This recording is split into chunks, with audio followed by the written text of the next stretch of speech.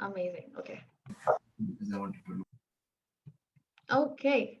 So welcome to APLS OPOP LCP track. I am Sumedha, your Fassi. If you can't tell from my username in this call, I have been LCP before, and I'm so proud of it. I'm so proud to be in this session right now. I'm regional manager of PD right now for these 5 months and also the upcoming term. And last year, I was global digital marketing manager for partners. I was handling all digital engagements that we have with the global partners. And before that, I was MCB marketing and finance for ISEC in Norway. And before that, I was actually LCP for ISEC in Patiala and LC in India. And it was my best experience of my entire life. It was challenging, but it was the best, which is why I'm so excited to be here. So the agenda for today's session is gonna be like this: understanding your different stakeholders involved with your role as LCP, and then you will have a working time to figure out how you want to work with these different stakeholders.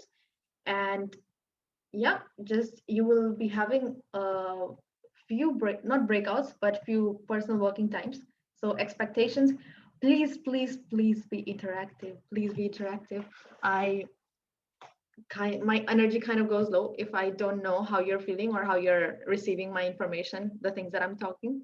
So please be interactive. Write things in the chat. If you want to write, if you want to discuss side things on the chat, do that, but please keep that thing going. And there is working time in this space, so please plan for that. And also ask questions. Again, I'm here to also connect with you all. And if you have any scenarios, if you have any questions, okay, how would you deal in this situation? I'm not an expert, but I would like to still give my input based on my experience. So yeah, let's do this.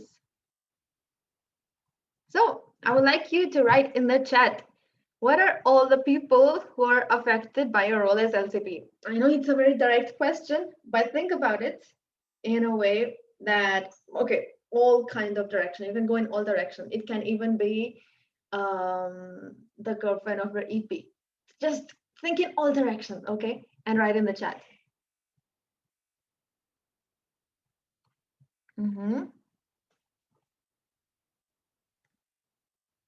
Super. Yes. LC members, LC VPs, MCs, university. Yes. Membership. Girlfriend of NEP. I'm sorry. I was just making a joke. Don't take that seriously, okay? Anyone or everyone who comes in contact with ISEC. Yes, definitely. BOA. Yes. Local community. LCPs of other entities. Wow. Interesting. Very interesting. Super. Okay. Businesses. Definitely. Okay. Now, who do you think has influence or power over it? Like you being an LCP and the things that you want to do in your term, the kind of work that you do as an LCP, the kind of plans you want to do, who has influence or power over it? Sometimes we have this perception, okay, we are elected as LCP, we have full autonomy on the things that we want to do, but it can be the case in some scenarios, but the thing is a lot of people actually indirectly or directly influence the things that you do, that you will be doing as LCP. So you can write in the chat who you think has influence or power over the things that you want to do or that you will do as LCP. Or even have an interest. EB, yes, definitely. Government MCs, wow. LCVPs, MC, yes. As membership, leading bodies, partners, EVs, yes, EVs, MBs, membership, yes, definitely, all of these. So this is why we're having this session called stakeholder management.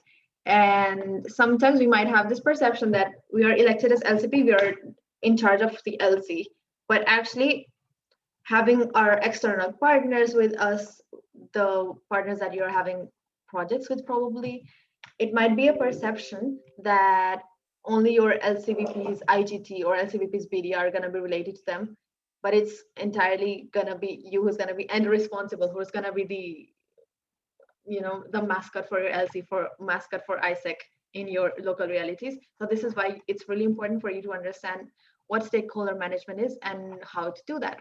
So stakeholder management is basically the process of maintaining good relationships with the people who have the most impact on your work. And communicating with each one of them in the right way can play a vital role in keeping them on board. So that is basically the key.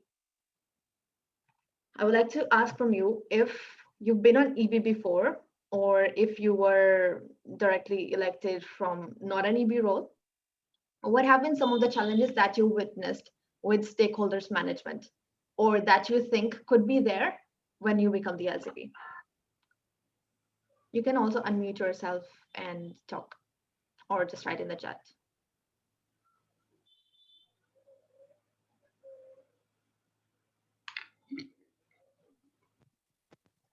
Waiting. Communication gaps, expectation settings. Okay, amazing. LCVP's duplicate. Oh, nice. LCP's leadership styles.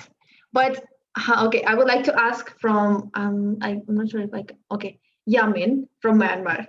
You wrote LCVP's duplicate LCP's leadership styles. So why do you think that is a challenge with stakeholders management? If you can unmute yourself and talk.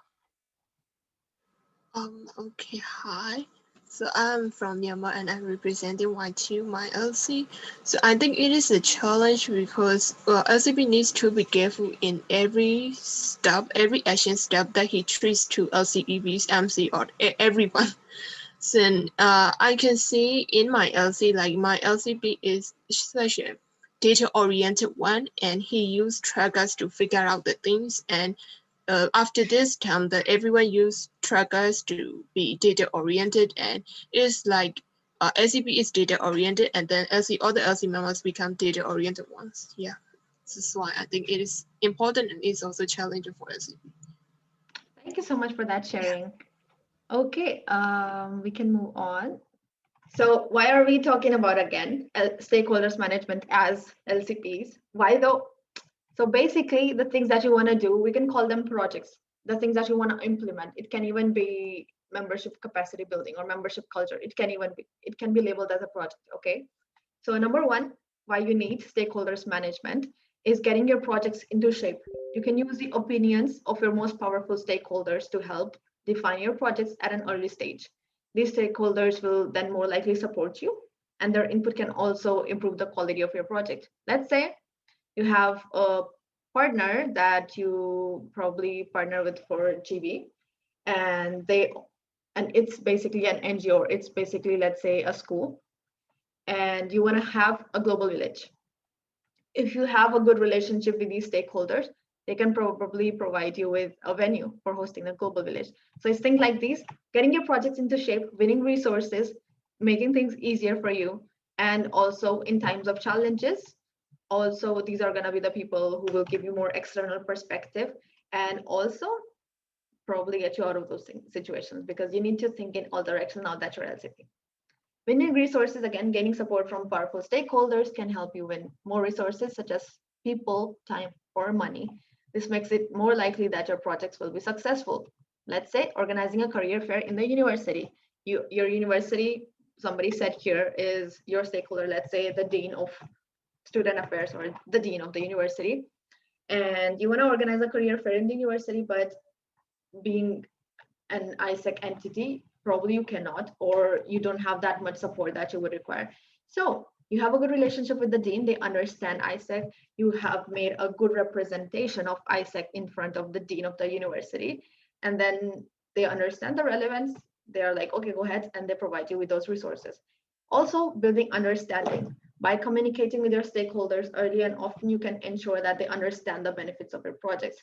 So one of the examples can be regular updates on the exciting things that are happening in your LC. And sometimes what can happen is there can also give you insights on things that can be made better. Another example can be, let's say you are an LC in debt and you have a stakeholder, which is probably a contact person, or which is probably working in a consultancy as a risk expert, and could give you more insights on how to be a more financially sustainable LC. This is the approach that we actually adopted when I was MCVP marketing and finance in ISEC in Norway. So we had one of the board of advisors who was working in Accenture as the risk specialist, was it? So yeah, that's how we kind of saved our term financially. So these can be things that can be really, really beneficial for you. And getting ahead of the game, understanding your stakeholders also means that you can anticipate and predict their reactions to your project as it develops. So if you have good relationship with a stakeholder and you're planning to probably pitch a new project, probably pitch a new engagement, probably pitch a new event, or even your team is planning to do that. If you understand them, you have a good relationship, then it's going to be easier for you to bring them on board. And also, you can also think from their perspective because you connect with them so well that these are going to be the points that they might object with. So you can work your way out accordingly. So number one step for stakeholders management would be identifying who your stakeholders are and also prioritizing your stakeholders, which is, as you can see in this graph, in this kind of boring graph, but it's okay. You have power on your y-axis and your interest in the x-axis. So the people who have low interest but have high power, you're gonna make sure, or we have to make sure that they are satisfied, that they're happy, or that ISEC is engaging with them, that we maintain our presence in their lives, in their work. So you put enough work in with these people to keep them satisfied, but not so much that they become bored with your message because these are highly powerful people. So they might get bored easily or they won't have that much time to invest in you, but you still have to make sure that they are satisfied. Then you have people with low interest and low power. So these are going to be the people who are probably not that much influential and not that much involved with ISEC yet. So your role as LCP is not going to be that much here.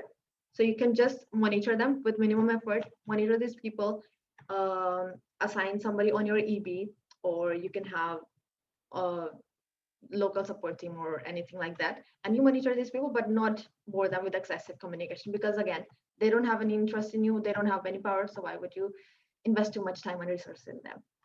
Then you have people with high interest and high power. Whoa, these are gonna be the people that should be your best friends, one of your best friends. You're gonna be managing them closely.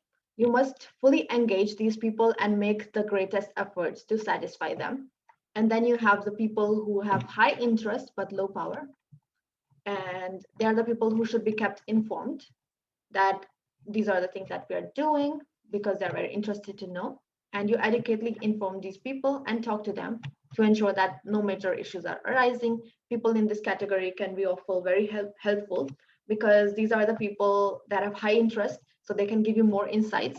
And because they don't have high power, they can also be the people to help you leverage more opportunities from the places that they're working. Let's say you have a friend working at a company, and this company could be probably or is probably your partner right now, and they don't have that much power, but because they have a high interest and you've kept them informed, you've kept them engaged in a way, then they help you bring more opportunities to, let's say, the people who are more powerful in the company.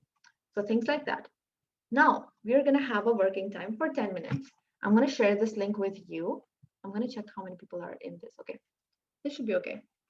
I'm going to share this link with you, and then you're going to go to this sheet. You're going to make a copy of the tab. And let me just show you how the tab looks like. So you make a copy of this tab, your name and LC, and then you're going to list down the stakeholders that you have, and then you have the stakeholders matrix next to it. Here, you can just write their names, you can just write their designations, and yeah, you have 10 minutes for that. Let me share the link with you.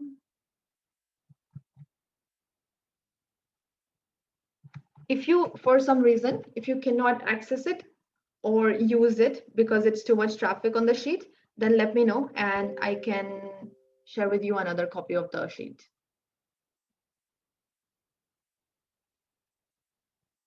And I'm gonna play some songs. So how was your thought process? What were the things that you thought about when you were doing this? You can just unmute yourselves and talk.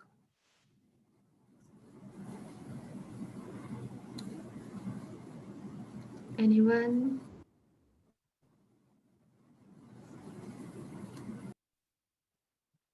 Okay, I'm gonna start picking people. I'm gonna pick P from Australia. Heyo. Hello. And my name was first, so I was get picked. Oh, I'm sorry. Very good. But I think Wait. for me, Did my name get called? Sorry. What? Oh, it's all good. It's all good. Okay. for me, I think for me, when I was doing this activity, I was just looking back. I was a marketing VP, so I was just like thinking back to the stakeholders I reflected on, and I just like had this moment feeling like, oh wait, I remember I was talking to this, I was trying to do a lecture bash, and then I remember talking to someone that was a ISIC alumni who was a lecturer. I completely forgot about her, and then we recontacted again. I was like, damn, maybe I should like look into like maintain these relationships better with these like lecturers and professors rather than just like just mention them once and not make very sustainable partnerships with them. But yeah, I think this is a good reflection space on how we utilize our channels and the effects we can have on it. But yeah. Thank you very much for that sharing. Who's next? Who's gonna be? We can have one more person. Yes, sure. Yeah, hi, I'm Isabella from MOC. I think most of us like have some similar questions, but I remember there was a space where our MC opened up for our LCPs, and their guest speaker told us there's a stakeholder that we are constantly ignored by us, which is the parents, like the parents of the of ourselves, the parents of our EPs, because they are the people who is who is actually paying for the products and who is actually supporting their children to go into ISEC. So yeah, you have to convince them like this product and this organization is actually benefit for their for their children. Yeah. So and then you can with the support of the parents, I think things will be a lot easier. Like you get the recognition from the parents, maybe you can also easier to get to the university and to other resources. Yeah. That was so relatable. Definitely. I think parents are underrated and they are the most powerful as well. Because if they don't allow the kids to go on exchanges, then we won't be doing what we do. So yes, thanks a lot for that. And now just for us to understand our key stakeholders, I think these are the questions that you can ask yourselves and also perhaps in some conversations with your stakeholders. What are the financial or emotional interests that the stakeholders have in the outcome of what we are doing at ISEC, or what you're doing with your team, or what you're doing with your project? And what is the thing that motivates most of all? So I would like to ask you, if you think about your stakeholders, you can go back to your stakeholders matrix. And what is the thing that motivates most of them and them the most?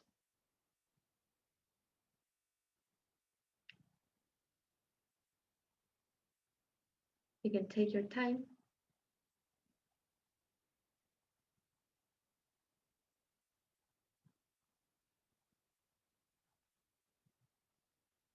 It could even be, I think the simplest thing could also be money or cost saving. We're not directly giving them money, but it's like if you're doing GTs with them, if you're doing, yeah, let's give an example of GTs, then they're usually saving costs because hiring people through GT is actually cheaper than their usual talent acquisition processes. So one of them could be cost saving. Another one could be what? Let me see you in the chat. What is the thing that would motivate them most?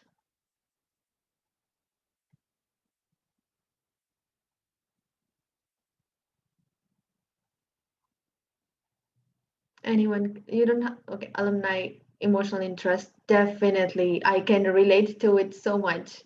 Definitely. I am an alumni of my LC, and I think I can relate to it once you, this is something that you might also feel if you have had a positive LCP term by the end of the next year, that you would like to still be engaged with your LCs.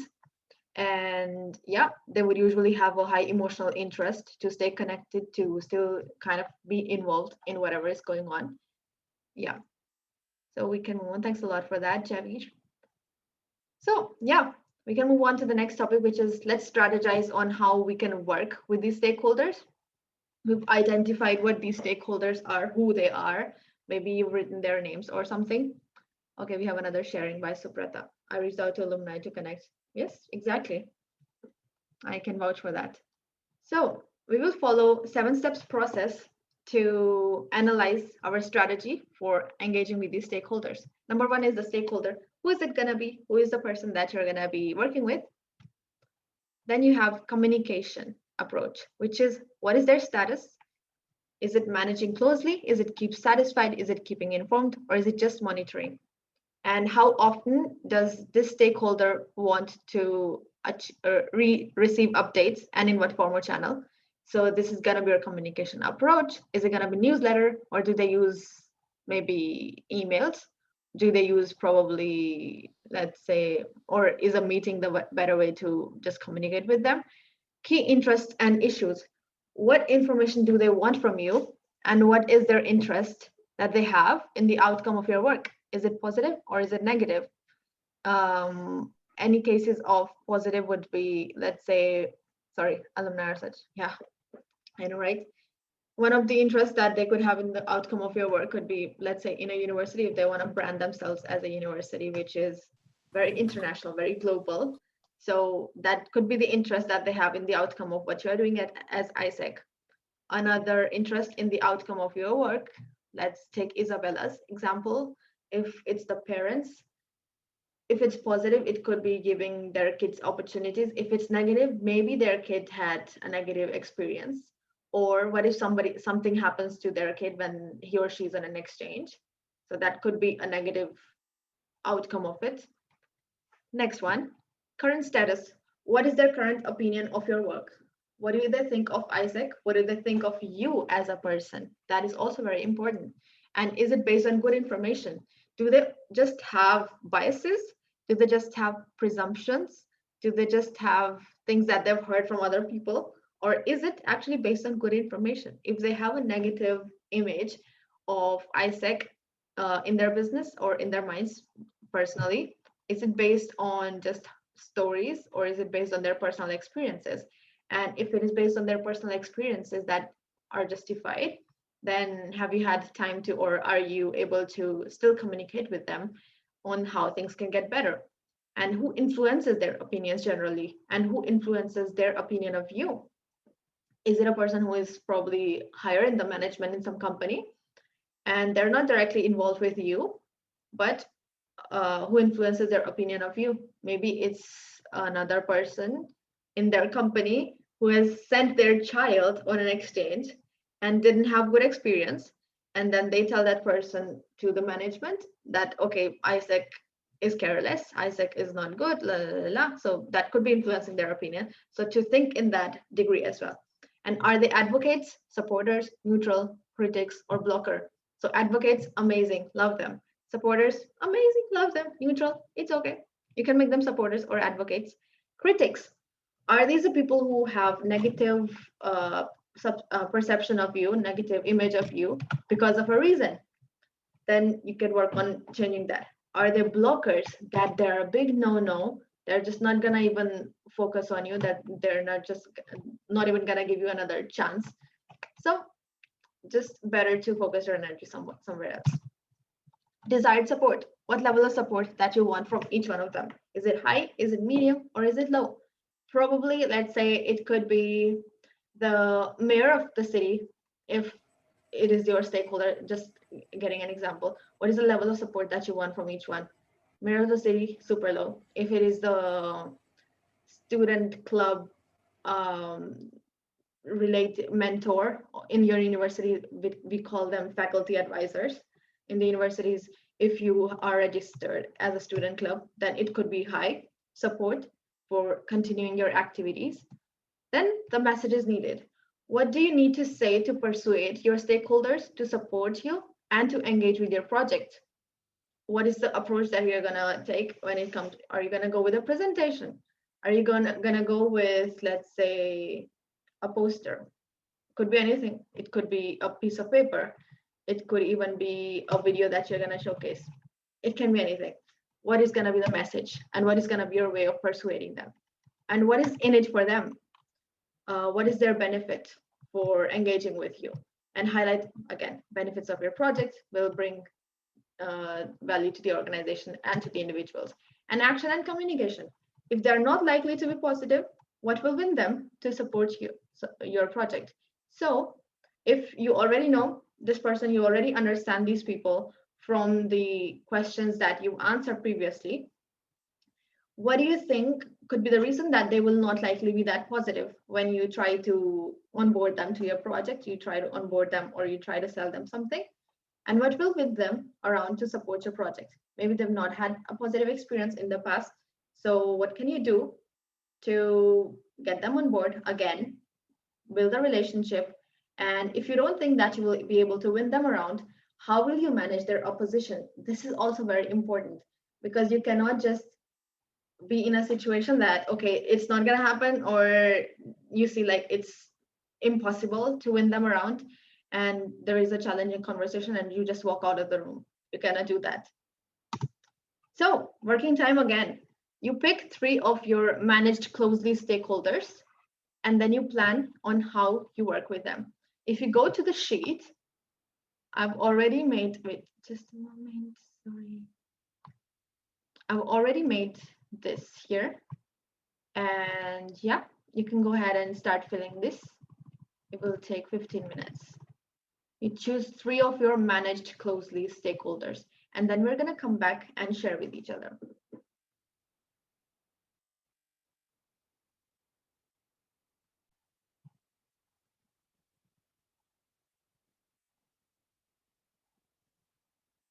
Anyone?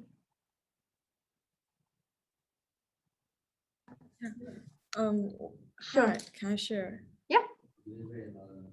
Yeah, when I was writing, like, I think there are some stakeholders, they have maybe some similar needs, um, and I think they can synergy with each other. Or if we if we get support from one stakeholder, maybe we can also to get through the other stakeholder. Like for example, if I can get Isaac have some positive reports or some interviews on media, on local media, or I don't know, some bigger platform, and university will be happier to support us and we'll have more positive interactions.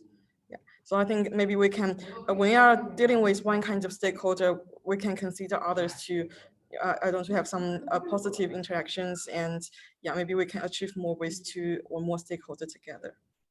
That's a very good sharing. Thank you so much for that. Next up, we have Saral from India. Yeah.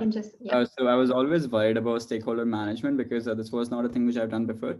So this was always in my head. How will I do it? What will I work on? But this tool definitely helped me, especially this session, because I was able to map out how many stakeholders I have exactly, which I already knew. But I was able to map out how will I communicate to them, who is more important than the other, and what would be the frequency of the communication, which makes it so easy for me to manage all of them consistently, because I think consistency is the main problem that happens, at least with my LC, with stakeholder management, which can be solved by using this methodology. So yeah, this space was really helpful. Thank you. Thank you so much for the sharing. Next up, somebody. Sure. Deepika, you can go ahead. Okay, cool. Yeah, just like Sarah said, like I was also very confused about how to handle stakeholders and what are the things, and also because currently I'm a customer, I handle customer experience, and then that has not been going very well, and I was really afraid if if this thing continues in my LCP journey, which is going to have a larger impact, right? So, but then in this during this activities, I was actually able to map out who are my stakeholders, and even though I do not have a very clear picture on how would I communicate with them, but I have a certain clarity on what can be the way forward regarding these things and what can I take ahead, so that I at least know that I'm heading towards a direction, even if I don't know what's the end goal or the final picture. So yeah, it was really helpful. Thank you so much for that sharing. And I understand because you all have not started your LCP terms yet. So things might be a little bit unclear. So make sure that you're also kind of making the most out of the touch points that you have during this conference itself. We have a lot of people like who are FASTs. You have a lot of people who are your MCVPs. So make sure like you're also kind of sharing these things with them, sharing these doubts with them. And if you have any questions, for example, Deepika, you were saying that you don't have entire clarity. if you want, like you can write to any of us, or you can chat afterwards. So yeah, just make the most of the touch points that you have in the conference as well. So next up, the thing is, I have been there. I have been where you are, not exactly because in my time, I would say things were easier. We were not in the middle of a pandemic, but I've been in the role. I understand the things and I understand the doubts that you might have at times. I understand the challenges that you might face. And yeah, the thing is that you will have to make some tough calls in your experience. Now, this is going to turn into a story sharing, but not really. You will have to make some tough calls. There will be some times when you're gonna feel like, okay, I don't know what to do. I'm a bit stuck. There might be even more challenging times when it's just like you will have angry partners. You might have angry parents. I hope that doesn't happen, but there might be things like this, and you will have to make tough calls. You might even have to cancel events last minute because something happened, and you have to make the decision, and it's gonna be on you because you are the LCP. So you will have to make some tough calls. And you might even have to deal with some angry people. Like I said, things go wrong. I can do a little bit of short storytelling. So when I was LCP in 2017, before that year, I was not on the EB, so I directly became LCP from being a team leader in IGB. And as fortunate as I am for that, there was a certain challenge that we faced the previous year was that we actually grew in IGB by 1,100% that year. Not during my LCP term, but before that. And 1,100 is a lot, but because we were not doing a lot of exchanges before that, so our LC was not used to it. Our partners were not that used to it. But as we started to see, okay, we are getting exchanges, we are getting EPs, and it's all getting very exciting. And we're not ready for it, but we're so excited because you see exchanges can be exciting. So with that volume came the issue of quality. And when you're not delivering quality to people who have invested money in you or who are investing money in you, they are bound to get angry. And we had a lot of issues at the end of that cycle with the quality of EPs, or the profiles were not that matched, and it was like a whole fiasco. And when I got elected as LCP, I was the person who was like in the transition period of that whole cycle ending. So I had to deal with them as well. And I'm a person who is not that confrontational. So this was like one of my biggest learnings that I learned the hard way, was that in such situations, some of the tips that can help you with dealing with angry stakeholders is basically just making sure that you take ownership of things that go wrong, but make sure that you portray them in a way that you're focusing more on the solution part of it, so that you're able to show them accountability again, and also explaining that why those situations will never happen again or will not happen again.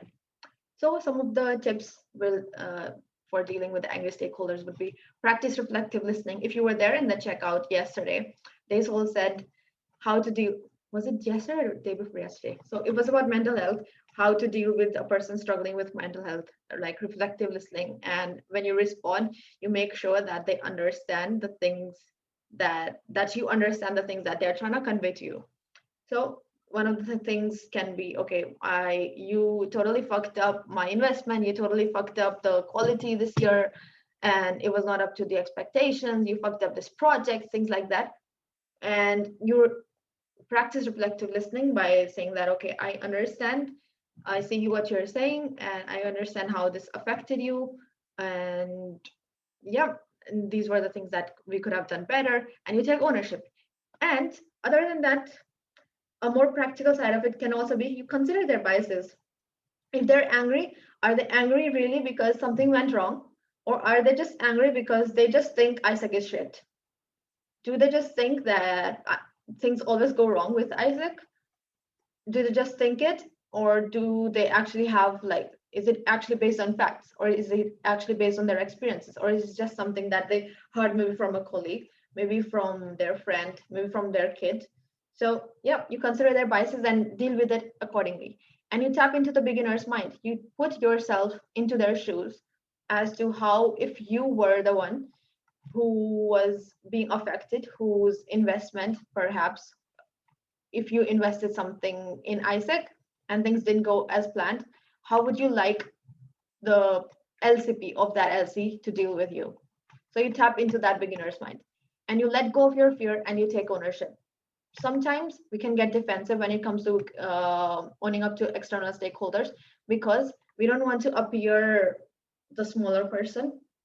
And the thing is, from my experience that I've seen, is that if you actually take ownership, you don't say, okay, I'm so sorry, this is totally our fault. You actually take ownership in a way that shows you as a more confident person, and that shows you as a more accountable person, and that a person that understands the things that went wrong and is more practical about it. You don't portray it as, okay, oh my god, like we are the worst, or you don't become a very small person in front of them, but you actually just take ownership with confidence. Yes, we fucked up, we accept it, but this is the way that we have put forward, and we're just going to chunk the problem, as in, rather than focusing on just the problem, rather than just, okay, like, we are sorry, or yes, this was the issue, my members were not engaged, or we were not that communicative. Rather than focusing on just the problem, explain to them the way forward. This is where you direct these conversations. Rather than just saying, okay, these were the things that went wrong, show them, okay, these were the things that went wrong, but this is how we've reflected on that, and this is how we think could be the way forward for you to also see that it will not happen again. Wait. Yes. So if you have any questions right now in terms of any situation that you think might arise, or if you've probably witnessed any of the situations in the past as you were EB, or if you were TL, or if you are the special case of even being a member and then directly the LCP. So if you have any questions, or if you have any hypothetical scenarios, okay, what would you do in such situation? Or how would you deal in such situations? You can just ask me now. We have time. We have enough time. You can write in the chat, or you can just unmute yourselves and we can chat. Anyone?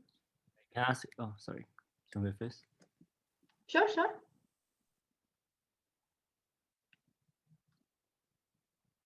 Do you want to ask a question? Oh wait, I heard someone else talk, so I was waiting for that person to go. Sorry. Okay, okay. Can I ask a question? Sure, yeah. Okay. So the thing about stakeholders management while mapping who are my stakeholders and what is their, the stakeholders matrix as well, I realized that there were certain stakeholders that I could delegate among my EBs, or I could delegate accordingly, right? So how do I analyze?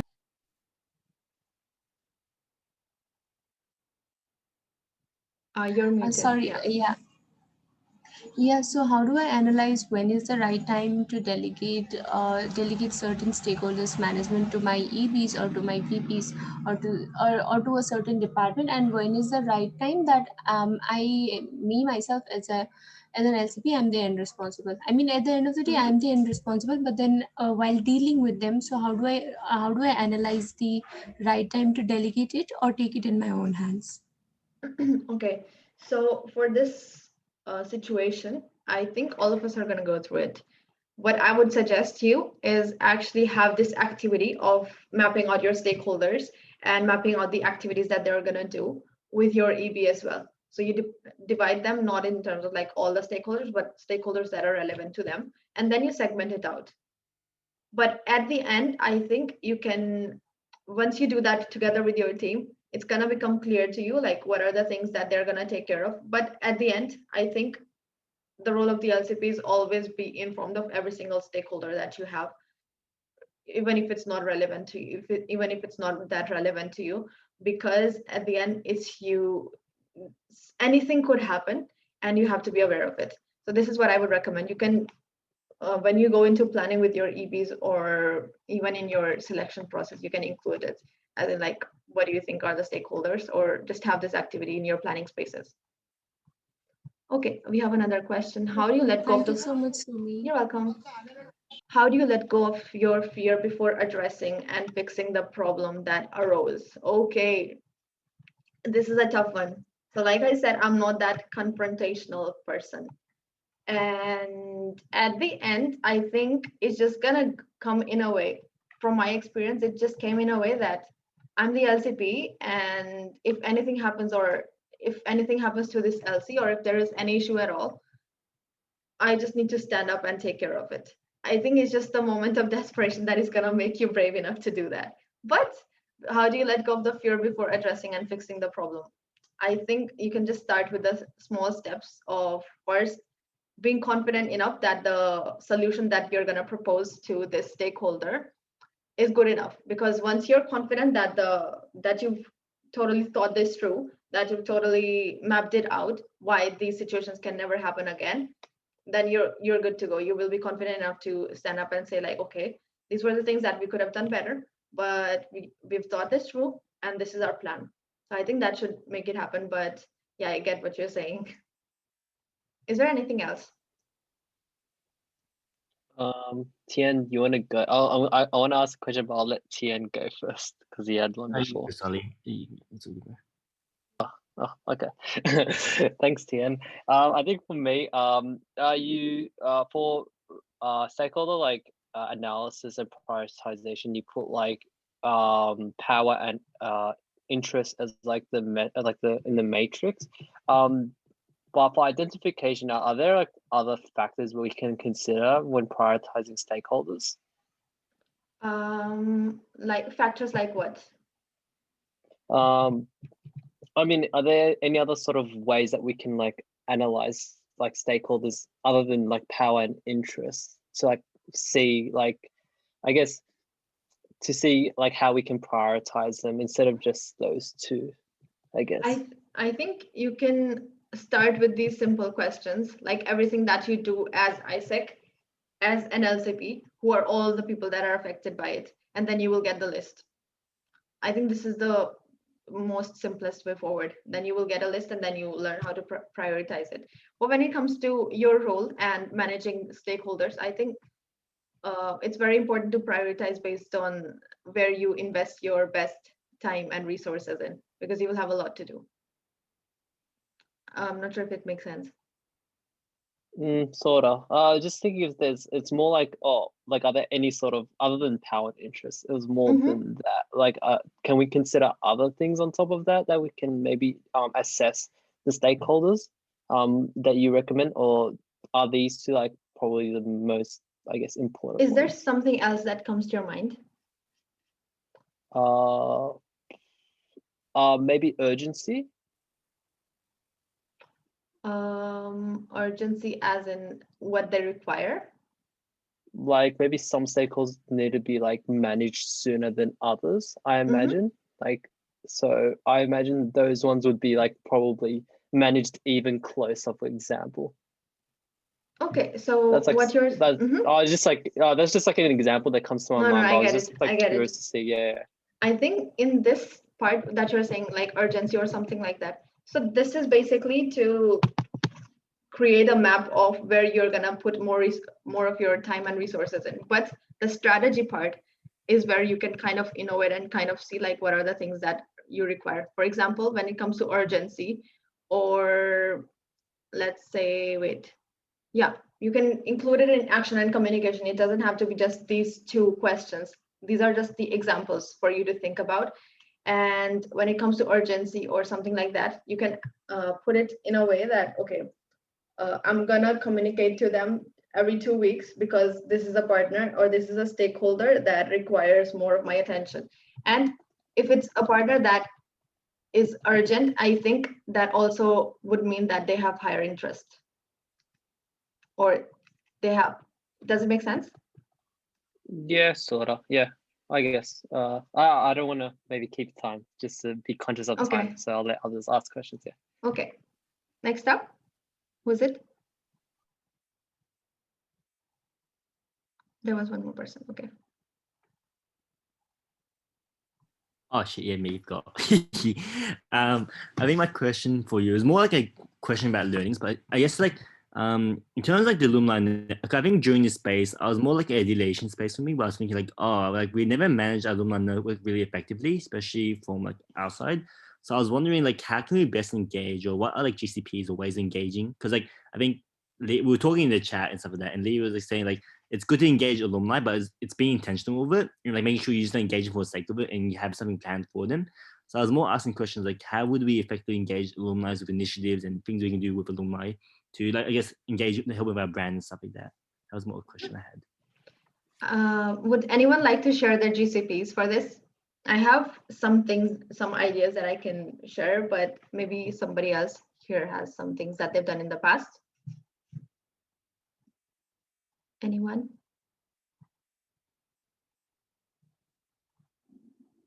Anyone?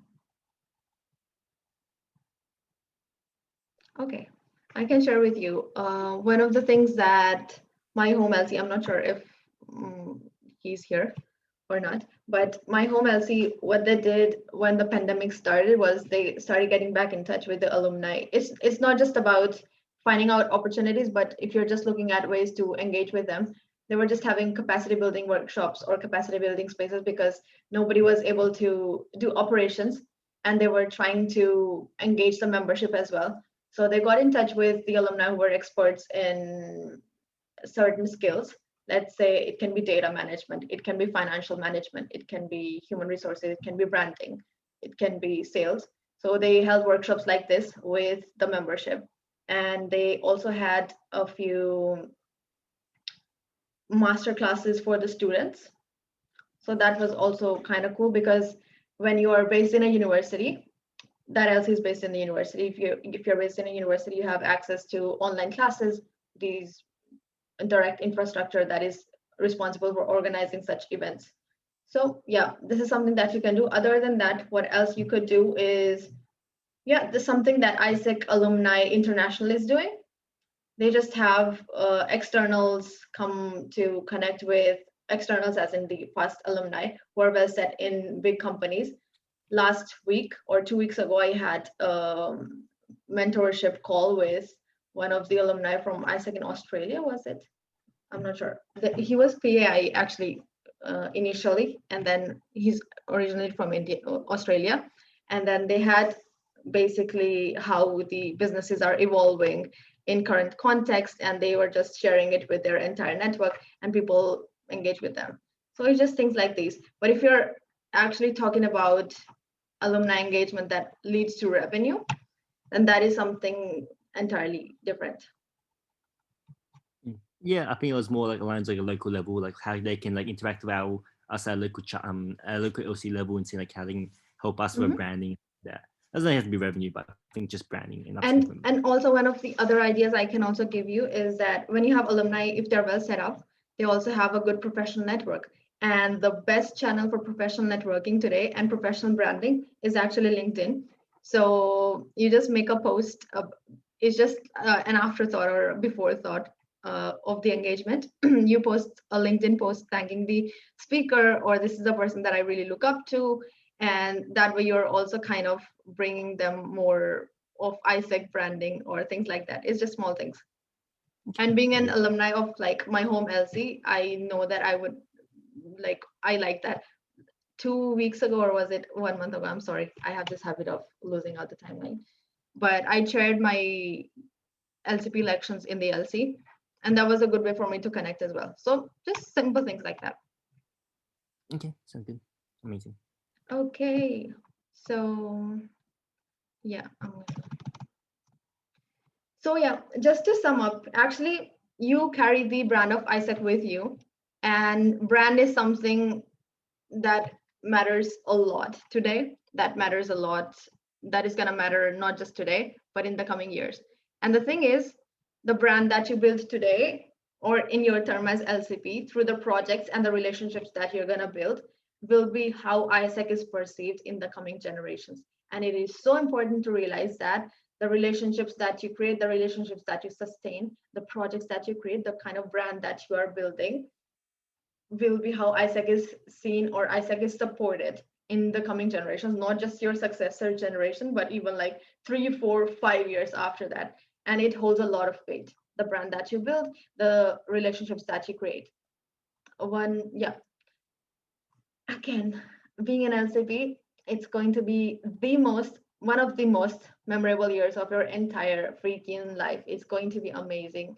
It's not going to be entirely greatly amazing. It's going to be challenging, but it's going to be amazing. You will remember it for the rest of your life. And it will fuck you up at times. I'm not going to lie.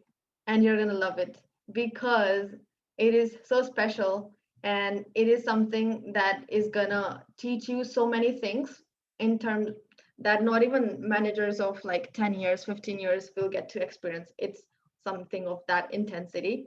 So make sure that you're living every moment of it.